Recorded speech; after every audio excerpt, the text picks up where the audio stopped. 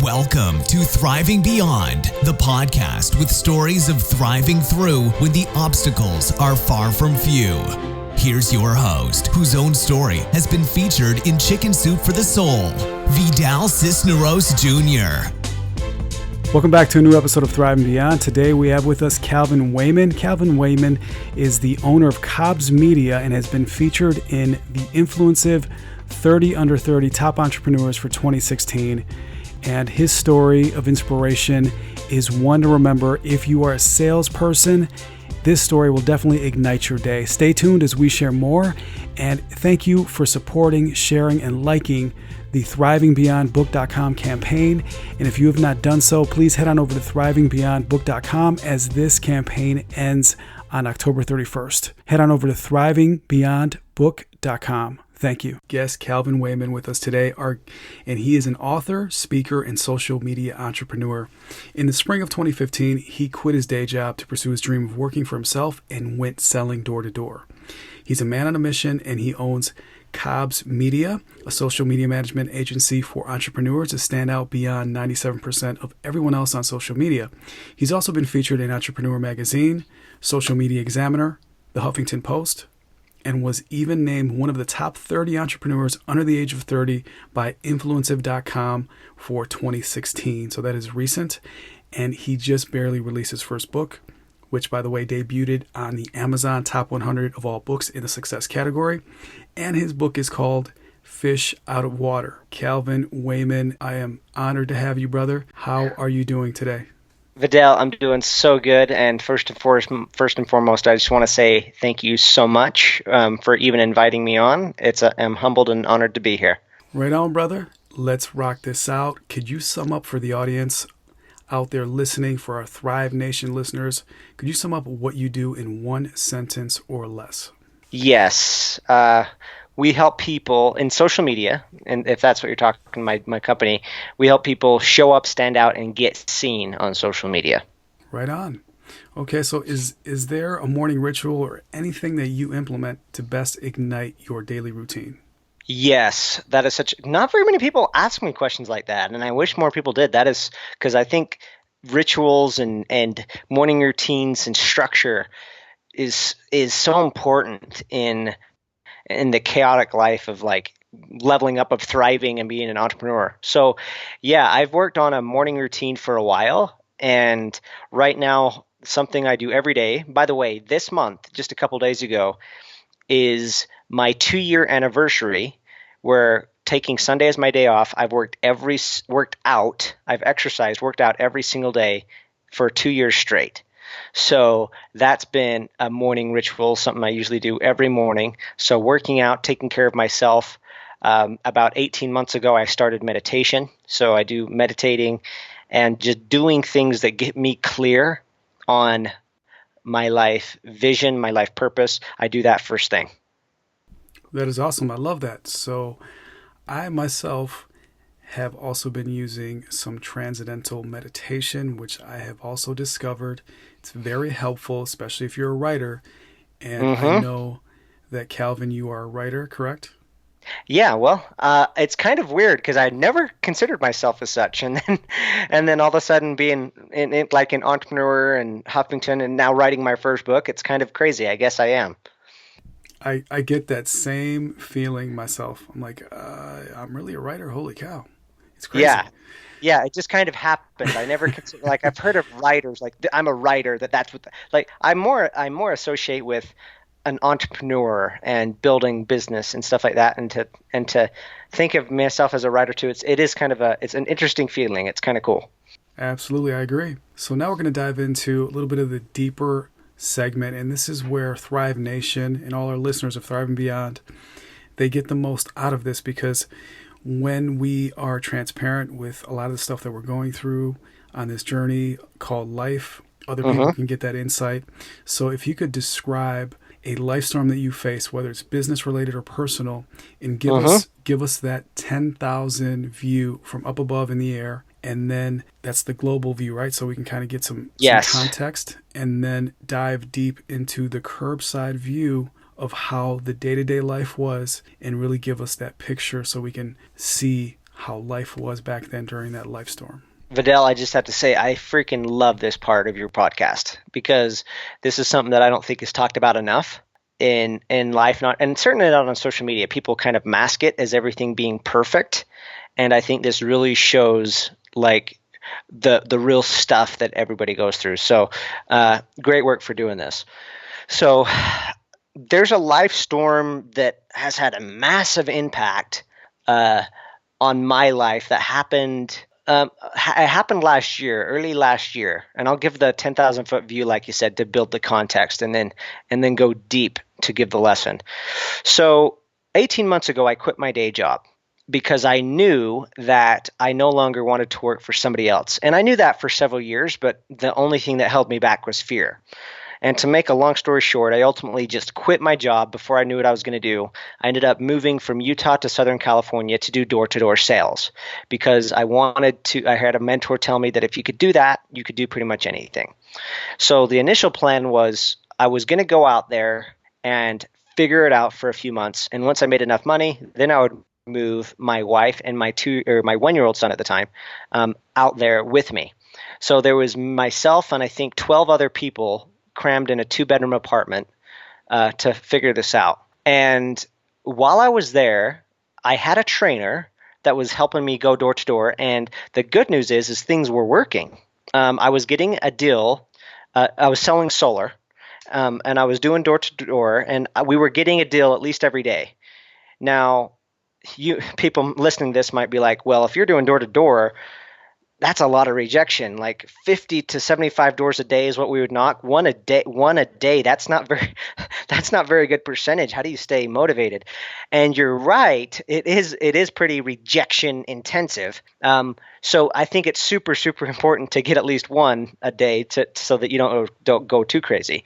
But the good news was in the first few weeks that I was out there, when I was knocking with someone else, I did have at least one, sometimes 2, sometimes 3, but certainly 1. Okay. Now I just give you this to start the context. So after a few weeks of being out there, I ended up coming back to Utah to visit my family and to get ready for another round of going back to Southern California.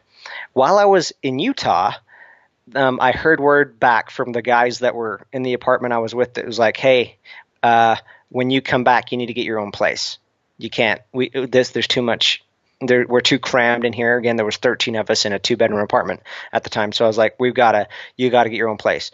So now I was in a space of, holy crap, I wasn't planning on getting my own place for 2 or 3 months.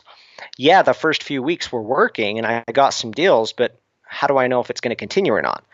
So I ended up just taking the plunge and like, you know what, I'm going to get a place. I got a place. 2 places lined up to check out while I was in Utah.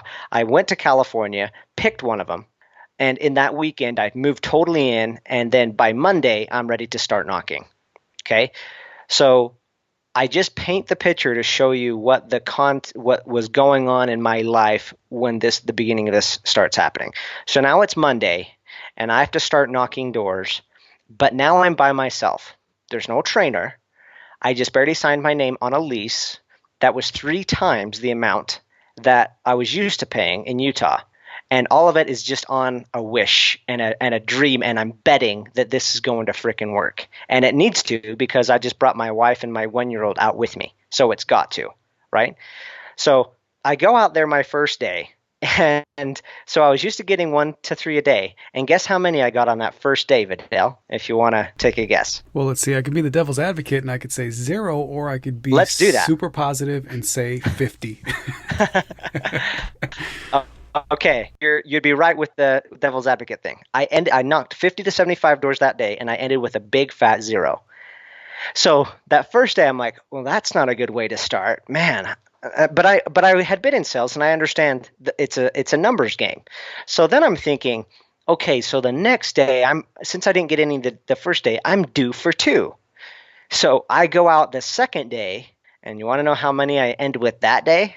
Another big fat 0. So now I am 2 days in between 100 and 150 doors, and I'm at 0.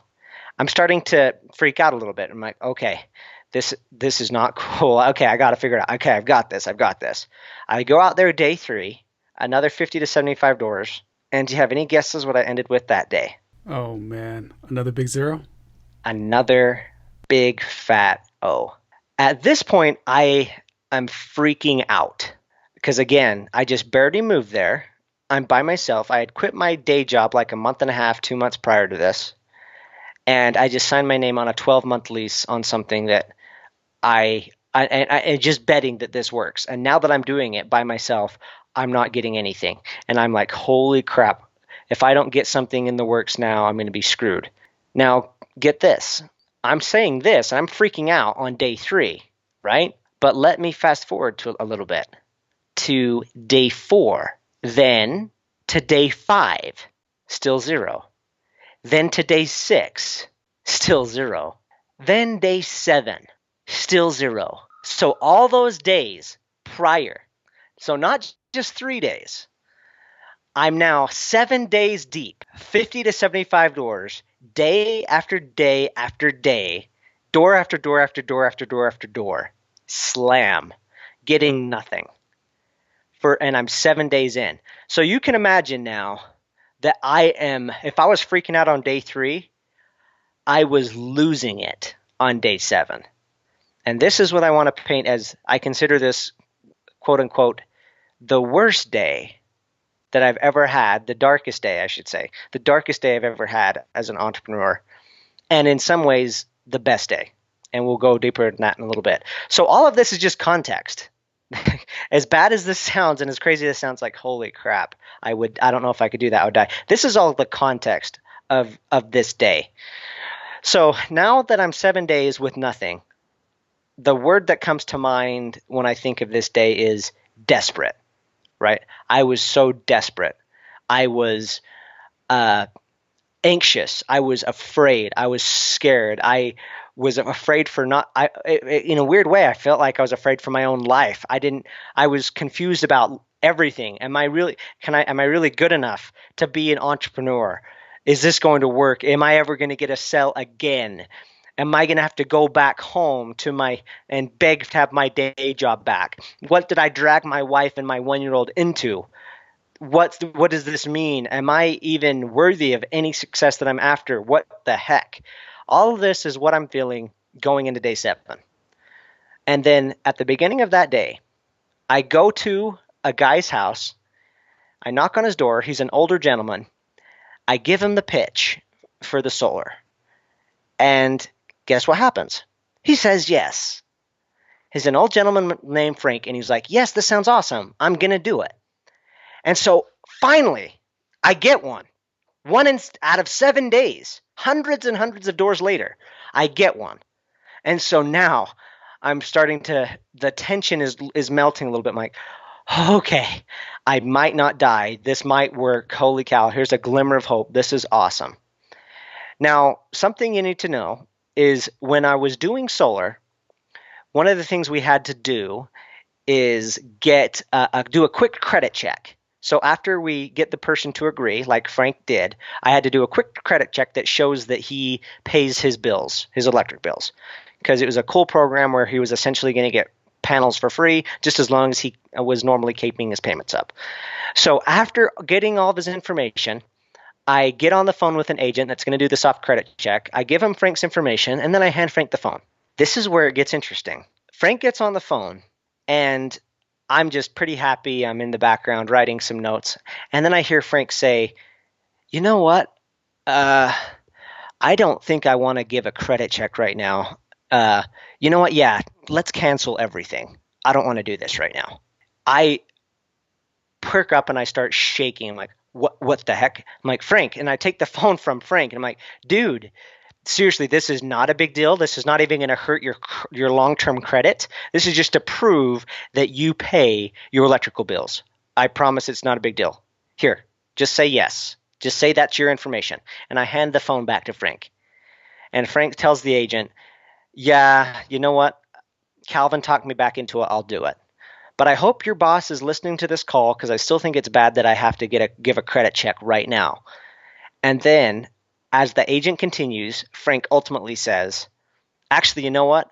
I've talked myself out of it. I'm sure this time, cancel everything.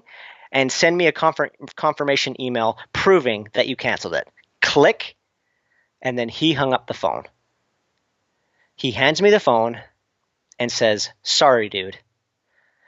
And this is probably the darkest moment I've ever had. And I freak out. I go in my car and I'm like, I can't do this. I'm 7 days in. I've got nothing. I've worked my face off. Nothing's happening. I got to leave. I got to get out of this neighborhood. I can't do this. And as soon as I start to leave, I tell myself, but the only thing worse than staying is if I do leave. If I do leave, I have zero chance. Even if it's 0.1% chance of getting some result, I would hate myself even worse if I left, because I would be giving up. It's like throwing in there's nothing I can do if I just go home. And so in that moment, I went back to the neighborhood and I continued knocking the rest of the day. Hardest thing I've ever done. And at the end of the day, the same type of thing happened. I finally get somebody else to buy, and he cancels at the credit check, so I end with nothing. Again, end of day 7, ending with 0. It's dark and I have to leave the neighborhood. And I go in my car and I just start screaming. I was so sad and anxious at the beginning of that day, and now my those feelings have turned even darker and more negative. I am just so beaten, so defeated, so depressed, even so anxious and angry. I felt like that I was in my calling, starting to step out into this entrepreneurial journey, and I was working so hard. And now what does this mean? And I just started saying that out loud. I can feel these feelings as I'm explaining the story. It was such a deep time for me. And I just start yelling in my car, talking out loud, whether like I was talking to the universe or God. And I'm just like, what does this mean? I'm working my face off. I just moved my family out here. I just signed my name on a 12-month lease. Give me something. Give me a message. What does it mean? Tell me something. And I started almost crying. And as soon as I was leaving the neighborhood, a voice or something came to me that said, "Calvin, go back to Frank's house." And I immediately just kind of brushed it off and said, "Why would I go back to Frank's house? He already said no." And then the voice said to me, "Yeah, exactly. He already said no. So what more do you have to lose?" And so reluctantly, I went back to Frank's house. I had no idea what the hell I was going back for. He said no. I felt like shit. I just got more than the wind knocked out of me. I got almost the spark, the soul, and everything trampled. Like, I didn't know if I felt more than the dust of the earth. I felt so much crap. And I go to his house. I ding on Frank's doorbell. Frank comes out, and I didn't know what to say. So I ultimately just said, "Frank, why don't you just do this?" And when I said that, Frank starts to smile. He steps off of his porch. He comes up and looks at me and says, "Calvin, I'm going to do it." And it surprises me. I'm like, "What?" He says, "I'm going to do it." And sensing, he probably could tell that I looked confused. And so he starts to explain. He says, "I'm going to do it, and I'll tell you why." And I'm almost getting emotional right now as I explain this, just because it was such a big deal. He says, "I'm going to do it, and I'll tell you why. It has nothing to do with the credit check anymore. It doesn't even have anything to do with solar. It's because of you. Because I've been around a time or two, and I know that the people that succeed in life are the ones that don't quit and never give up. And because you didn't quit, because you came back, I'm going to give you order." And he did. So as I was right there taking down his information and doing it, I probably did this. I mean, I'm getting emotional just talking about it because it was such an empowering and such a emotionally intense moment. Mm-hmm. And as I did that, he came up to me and he put his hand on my shoulder He's just an older man. He put his hand on my shoulder and had me look up from my notepad. And as I'm just staring at him, just like a foot away, he says, Calvin, I can tell you're working your ass off, but don't quit. Keep going. Never give up. Never quit. And that was the message I needed. That changed everything that day. Things did not change and all of a sudden get easy, but I had a completely different mindset. It gave me a mindset of like, I felt that was divine. I felt that was something that the universe was telling me as like a message for success. And it developed it was almost, there were times where I would go several days again without nothing, or people would cancel or things wouldn't work out. And I would get this attitude of like, universe, am I not explaining myself clearly? This is what I want. I'm not going to quit. I'm going to get this. Give it to me, or else I'm just going to keep going. I'm going to outlast whatever this thing is that's not giving it to me. So give it to me. Do yourself a favor, because I'm not going to stop. And that's what that day did for me. So like, while it was the darkest day and the worst day, in many ways, it has become best day and the best thing that could have ever happened to me in my entrepreneurship journey to date. Wow. I heard so many mic drop moments in there, Calvin. Too many to name. And thank you so much for sharing that, brother. That was amazing. And you're welcome. It's real. The journey is real, and it's not always going to be easy, but yeah, the lesson I got is you just got to decide that this is what you're going to do, and you're not going to stop. You're going to as cliche as it sounds, you're going to fall down 7 times. You're going to get up 8 if that's what it takes. That's how you're going to succeed. Amen. And my following question, I was going to ask the best mantra, prayer, or affirmation, but in quite all honesty, I heard a lot of powerful stuff in there from Frank. It was almost like he became, a cold prospect, and then next thing you know, he became this mentor and coach to you. So that is awesome. That's how I view it. I view it as I can't explain the universe. I don't know how God works. Maybe he works mysteriously and through other people, but I took it as though that was a message that I directly needed, that my soul needed, and it has deeply impacted me to this day. Wow. So during that span of 7 days, if not more, there must have been over 1,000 doors that you knocked on, right? I can do the quick math. So I normally did about 50 to 75 doors a day. So it wasn't quite that much. On the high end, it was probably over 500, and on the low end, about 350. So somewhere between 350 and 500. That takes a lot of moxie, brother, to do that. I commend you for not quitting. Wow, what a story. So what's some other advice that you've received now that you are featured in all the big media, like the Huffington Post, so on and so forth, and you've written that book as well? You've you've self-published a book. What is some advice that you received from a coach or mentor that helped you create some of that success? I know one. Done is better than perfect.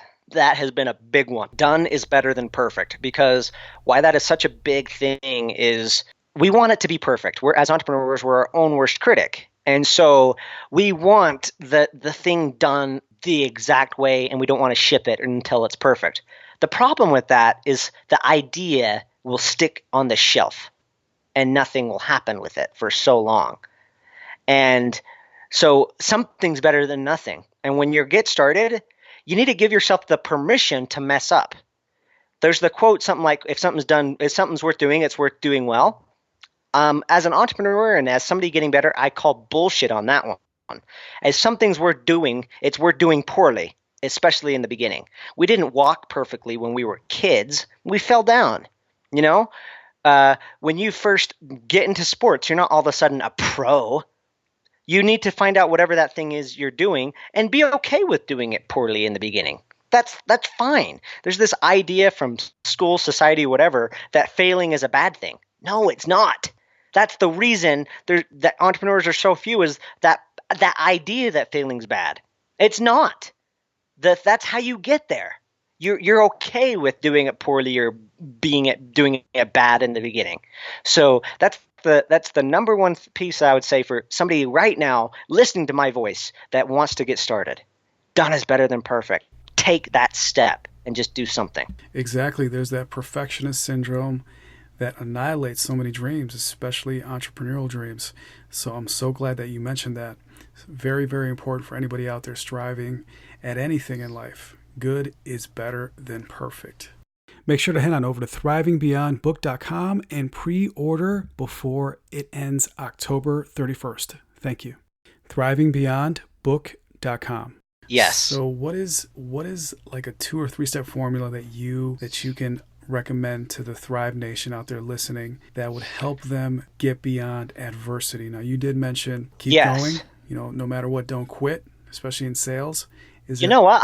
It's so funny. Usually I stay away from frameworks and just like processes, but 3 just popped in my head. And one of them is going to be, I'll use this last one I said to tack on. So the 3-step process to overcome adversity or fear or to get going. Is that kind of what you're saying? Right. Okay, so the principle, this is actually a principle I talk about in my book, Fish Out of Water. The first principle is the first step is to become a member of the CIA. Now, I'm using a play on words there. This is not, I don't mean join the secret forces. Become a member of the CIA is to take consistent, imperfect action. So similar to this last thing, take consistent, imperfect action. Don't worry about perfection. Consistency is the game. So find the least common denominator that you can do consistently and do it consistently. I think I just mentioned because of my morning routine, I've worked out every single day for 2 years in a row. And one of the things that helped me do that is in the beginning, I found the least common denominator that I could do consistently that was so easy a person could do it that was sitting on the sofa doing nothing. And that little consistent thing was pushing play on my DVD to watch an in-home workout. That was it. It was consistent and it was imperfect but it was action. And I made a deal with myself that once it started playing, I had to be there for 30 minutes, whether I did a good workout or I did a sloppy workout. It didn't matter. I've had plenty of sloppy workouts. I'm 40 pounds lighter now, and I signed up for a 50-mile ultramarathon that I'm running in 3 weeks. I would not have dreamed this 2 years ago, but it started with pushing play and making that a consistent habit. Consistency is better in the beginning than form. Or anything that you're doing. Find something that is so easy. So that's the first thing. Consistent, imperfect action. Okay. And then the second principle, what you tack onto that is what I said right before it. That was great advice from my mentor. Done's better than perfect. So if you have a goal to do a certain task, to write a book, even something that's supposed to be this big, mystical, hard task, or to do a workout program, or to start a business, done's better than perfect. It's better to do a workout sloppy than not at all, right? It's better to write a book sloppy than to not at all. Because after you do it sloppy, chances are you can do it better the second time. And if you write a book, man, that's a freaking awesome feat. Doesn't matter. I mean, sloppy or not, chances are the perfectionist in yourself is not going to let you even publish it if it's too sloppy anyway. It's just a thing that keeps us frozen. But give yourself the freedom that it can be when you're getting started. Done's better than perfect. So that's the second thing. And then the third thing is make a decision and then make it right. Okay? And I'll explain that.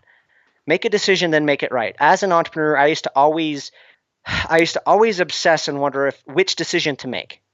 And even worse, after I would make a decision, I'd be like, oh crap, was that the right one? Should I have done this one? But I've learned since that successful people don't worry about if they made the right decision or not. They just make a decision and then they make it right. So after you decide something, it's not the decision that matters. It's not the decision that counts. It's what you do after. It's the energy you put into it after. If you are fretting if you made the right decision or not, if you're worrying that you may not have made the right decision, you're going to create a self-fulfilling negative prophecy around that decision, and it will sabotage itself. And you'll be like, oh, I guess I made the wrong decision. But it wasn't the decision. It was how you behaved after the decision was made. By the same token, if you said, I made this decision, so I'm going to make it right, I'm going to focus on it as though it was the right decision, then you create a self-fulfilling prophecy that way. I'll give a corny example. let's say a couple gets married, and I'll just say, let's say the dude is wondering if he made the right decision or not. He just married this woman. If he always worried and said, maybe I shouldn't have married Sally, maybe I should have married Jessica. Jessica was always nice, or Michelle. Maybe I should have married Michelle. What's he going to do? He's going to always look at Jessica or Michelle or these other girls that he may have married or should have married. What's going to inevitably happen to his relationship with Sally, the person he actually married? I think that's what I said. If he is always looking at other things as maybe those were the right decision and maybe he shouldn't have married this one he actually married, well, what will inevitably happen is that relationship will deteriorate and fall apart, right? By the same token, after he made the decision, if he just said, this is so awesome, it's the right decision, I'm going to make it right, and he focuses on all the right things, that why he loves his spouse, Sally, and why she's the right one, why it was the right decision, what's going to be the inevitable outcome of that relationship? It'll grow, it will flourish, and it will be a good relationship. Now, here's the punchline. There was no difference at the point of decision. The point of decision was the exact same. It's what you do after the decision and how you view it, the story you tell yourself at the decision and what you focus on after, that makes the difference. So you realize these three principles, you will get unstuck and you will start creating massive success in your life. Become a member of the CIA. Take consistent, imperfect action.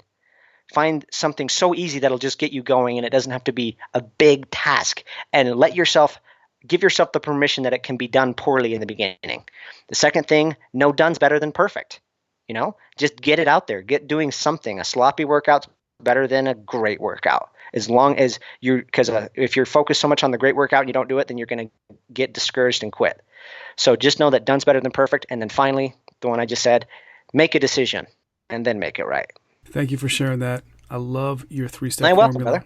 Man, the first one, just consistency is so important. I love how you mentioned the least common denominator, like just pushing a button. And then I love how you talked about just a crappy, sloppy, just filthy, dirty first rough draft when you're writing a book. That is so important. This is so, dude, for writers, this is huge. And if you talk to any big writer, they're always, I can't remember I was just reading about somebody that's a great writer, and he was asked, how have you been such a good writer? He said, minimum of 2 crappy pages a day. Like, he gave himself that permission to write 2 shitty pages for 2 days or every day, because those 2 bad pages led into the good pages. So such a huge key. And actually, I know who you're talking about, Timothy Ferriss. He said that before. Yeah, that makes sense. I would have heard that from him. Cool. Yep. And then your third one, make a decision and then make it right later. Completely agree with you. It's all about the risks equal the rewards. Sometimes you might not see that it's the right decision in the beginning, and later on you reap all the rewards, all the benefits, because nobody wanted to do that. Nobody was willing to make something that was impossible possible. And as of late, I've been reading Philip Knight, the CEO that founded Nike, the one that created Nike. I've been reading his autobiography, Shoe Dog. And you don't know how many times he had no solution. He just said yes. He made the decision. He said yes to all the Japanese distributing companies. Yep. Yes, I can make it happen. I have a company. Okay. He did not have a company. Oh, totally. He said, yes, I have a company in the U.S., a distribution channel. And he went back home to the U.S. and created Blue Ribbon LLC. So that was before Nike. So before Nike was Nike, dude, we could have Blue Ribbon. I love that. Blue Ribbon we could LLC. we could almost have a whole podcast on that. A concept of ICE is like sell first, build second. Like, as entrepreneur, again, this goes into the perfectionist thing. We want to make something perfect. Dude, when I started my business, I first got into Periscope, and I started creating, I wanted to portray myself as a Periscope expert. But guess what? When I first got my first email opt-ins, I gave away something for free that I hadn't even created yet. And then once somebody opted in saying they wanted it, then I had to create it. Then I wanted to say, could I get somebody to pay for a product, just a $7 product? So I offered the product before I created it. And once somebody bought it, then I had to go create it. And that saved me so much time because I didn't obsess. First of all, it actually helps the customer because it's making sure that you're only creating something that somebody actually wants, and you're not just getting in your own way thinking that if you created it, they're going to want it. If they say no and you're not getting any buys, then maybe you need to adjust the offer and make sure you're giving them exactly what they want. So then I took it to like a $250 product that I hadn't even created yet. And once I offered it and said, this is a course on Periscope, you're going to learn this, this, and this. It's going to be it's going to be worth $500, but if you get it right now on pre-launch, it's only $199. You'll have it next week. And I had people buy it. Then I was like, okay, there's something here. And then I went and created it. And that's awesome because when you have buyers that have already purchased it and you know they're ready, it's so cool because it makes you focus only on the most important features that you promised and doesn't have you waste time obsessing over the little things that are just going to keep you stuck or delaying the process. So I love that example with Nike because that's the exact same way I started my business. So that's cool. Right on. That is Business Building 101. And we could go on and on and on about Nike. Now we're going to dive into the last question, which usually gets a little weird for some people, but I love this question because it makes us dive deeper. And I'm even thinking about it too. Every time I ask the question, it even changes within me. So 100 years from today, Calvin, if you're to be remembered for one thing, one legendary thing that you did. So there's a statue that's been created and it's stood the test of time and it's there 100 years from today. What would the one thing be that the statue would have on it say that you did very well? I want 100 years from now, so 2016, so 2116, I want to be remembered for creating what I call Roger Bannister effects in people. Creating Roger Bannister effects in people. I'll tell you what I mean by that. So Roger Bannister is the first man, you may know, to run a 4-minute mile. And before that, everybody thought it was impossible. Scientists, doctors, people in fitness, they're like, that's just the breaking point of a human being. Nobody can run a 4-minute mile. But after decades and decades and decades of it just being common knowledge that nobody could run a 4-minute mile, Roger Bannister did it. And then it was like, holy crap, that's really cool. So Roger Bannister, super well known for being the first person to run a 4-minute mile. But what isn't talked about enough is even though logic says because it took decades and decades for society, for humanity to produce a person that could run a 4 mile, it should take at least several more decades before we get a second one. But what isn't talked about enough is that Roger Bannister's record only lasted a whopping 46 days. Not 4 years, not 40, 46 days. A month and a half, right? Why? It's crazy, right? Now, why is that? Because somebody did it and it increased belief in other people. If there's anything that I feel like that I want to be known for and help people is being an example to people that in them they believe something about themselves that they could achieve that before they thought was impossible. And I'm always testing this with my own self. I'm always scraping those boundaries of my own fear to test what's different. Like one of the things that was completely impossible for me even 2 years ago was the idea of running a marathon. And then I had this crazy idea of signing up for a 50-mile ultra marathon. And I'm doing that in 3 weeks. Am I going to finish? I have no idea. I'll be straight up. I ran 25 miles yesterday for the first time in my life. And I feel like it nearly killed me. Wow. But that is crazy. I commend you for that. Kudos, man. Thank you. And why am I doing that? I'm doing it because the first time I had the idea, it freaked me out. And I was like, there's no effing way. Nobody can run 50 miles. And then I find out that people do it all the time. I'm like, what? And then I connect with a guy that runs 100-mile races every year. I'm like, are you shitting me? And then my beliefs slowly started to build that, holy crap, maybe I can run 50. And I've never done it. I don't know.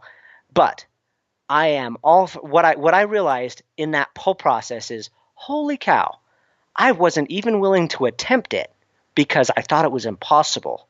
It didn't even come into my realm of possibility. Like, I didn't just wake up one day and say, I want to run 50. Like, that would have never entered my brain. But Right. because it became believable, it made me want to give it a shot. And so that type of thing is what I want to continue to do the rest of my life for my own self and be an example to other people, to that they something that they didn't even think that they could do because it was just so out of their realm of possibility. But then they're like, holy crap, I didn't ever think of that. But maybe I can do that. Maybe I can have a business. Maybe I can be president. Maybe I can do something that for me was totally out of my radar possibility.